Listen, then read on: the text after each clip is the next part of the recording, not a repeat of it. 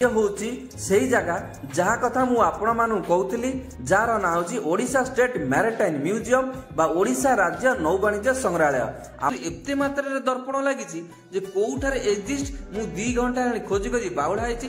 सतरे एहा को भूल भुलिया आपण मानकु निश्चित एई जगहटी बहुत भल लागिवो। आपण माने देखि पारुथिबे केते सुंदर डंगाटी आ जो माने एहा को निर्माण करछंदी आपणकु देखिले मन हेबो सते जेबडी जीवंत लोक माने सेठारे रही एहाकु काम करू। केते बड़ गैलरी टीए आ चारियाडे खाली मेसिन ही मेसिन। आपण माने देखंतु एई डंगाटी होची केरला रो एक डंगार प्रतिकृति। एहा ठारू आगु गला पर ये होची काश्मीर रो एक डंगार प्रतिकृति। तो बहुत तो सांगो माने आजिर थंबनेल टी को देखि आपण माने जानि पारथिबे आजिर वीडियोटी बहुत मजादार होबा को जाउची। मु आजि बाची कटक रे एक सुंदर जगह को सेही भली एक सुंदर जगह रे पहुंचिया पूर्वरु मु आपण मानकर सही दूर संपर्क महापात्र 2.0 स्वागत करछि आपण मानकु आउ गोटे नुवा वीडियो। तो सांग माने ये होछि आम मान पई आजिर डेस्टिनेशन। आपण माने देखि पारथिबे सेही जगहटी मु पछ भागे रहिछि। एइटा होछि तार एंट्री पॉइंट। एंट्री गेट रे गोटे नोटिस रहिछि जे जगहटी 10टा रु 5टा जाय खोला रहे किंतु सोमवार दिन बंद रहे। तो फाइनली ये होछि सेही जगह जहा कथा मु आपण मानु कहूली जार ना होछि ओडिशा स्टेट मैरिटाइम म्यूजियम बा ओडिशा राज्य नौवाणिज्य संग्रहालय। आपण माने देखंतु पाखरे बहुत बड़ पार्किंग प्लेस टी रही। एठार एपट साइड रे मध्य एक पार्किंग रो व्यवस्था अछि एवं पाखरे केते बड़ मीनार टी अछि आपण माने देखि पारुथिबे। तो एठार किछि दूर रे आपण माने देखिबा को पाइबे टिकट काउंटर। से टिकट काउंटर पाखरे से माने एक नोटिस रे विभिन्न प्राइस को मेंशन करछंती। एठार किछि दूर रे आपण माने निजर हेलमेट बा बैग रखिया पई रूम टी पाइबे जार ना होछि क्लॉक रूम।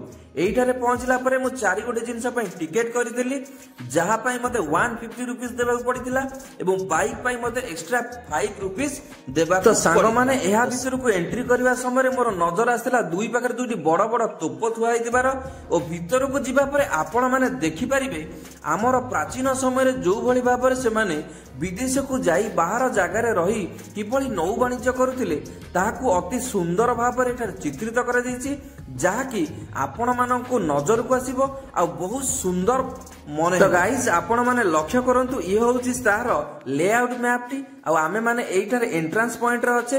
तो आपण माने मध्य एइटा को देखि आगो को जाई परिबे। मु आगो को देखि जाई पहुंचथिली इंट्रोडक्शन गैलरी रे।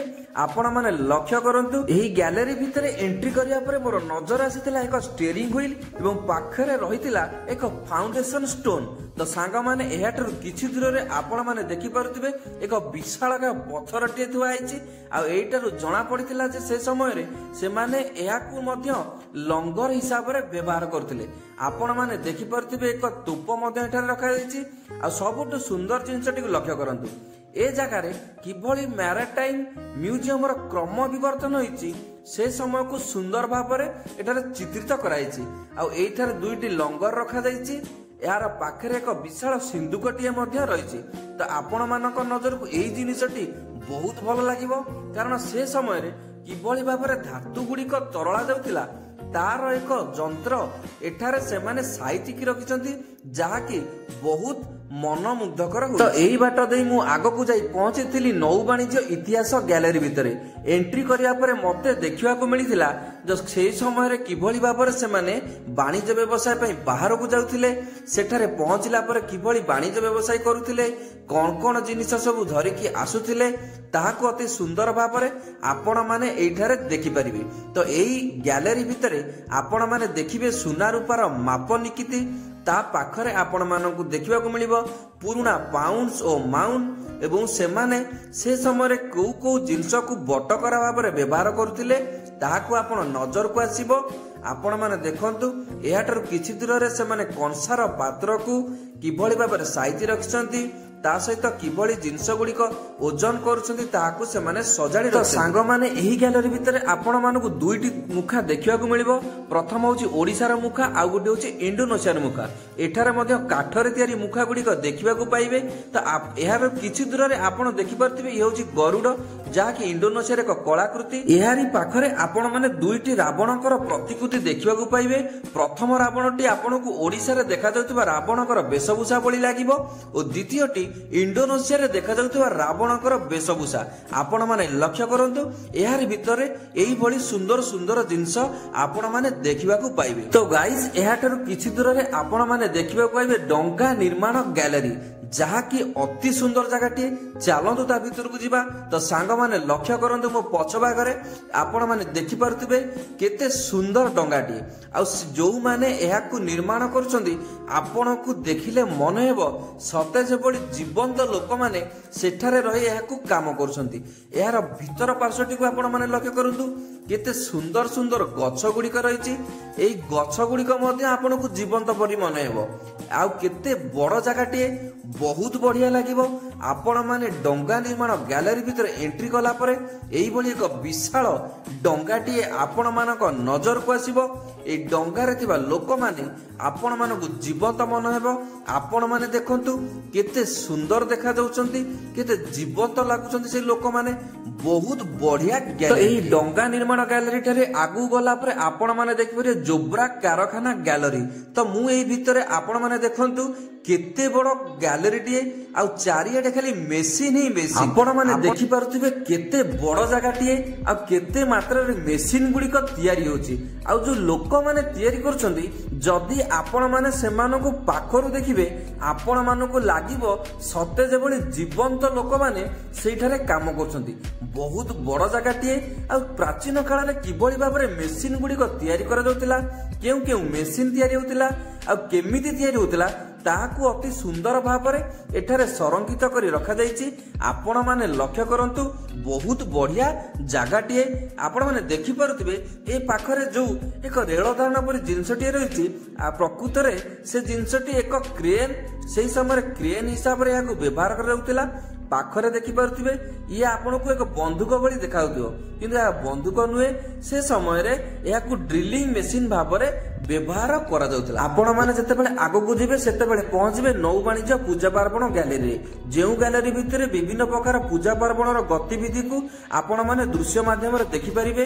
जेभली कि एठारे देखि पारुथिबे खुदुरीकुणी रो उत्सव एठारु आगु गले आपण देखिबा को पाइबे विभिन्न प्रकार डंगा समय सेमानकर पूजा पद्धति डंगा सरीबा परे पूजा पद्धति समुद्र को जीवा पूर्व पूजा पद्धति ता सहित कार्तिक पूर्णिमा रे किबोली भाव में से माने डंगा भसौतिले आपण मानक नजर को निहाती आसीबो।